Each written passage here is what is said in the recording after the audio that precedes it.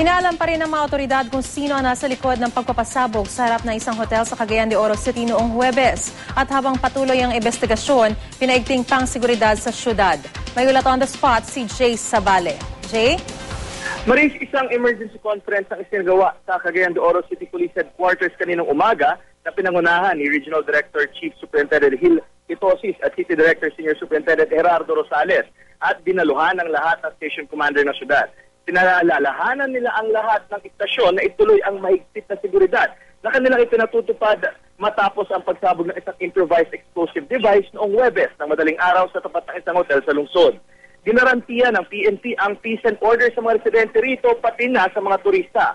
Sa ngayon patuloy ang investigasyon nila sa motibo at kung sino ang nasa likod ng pagpapasabog.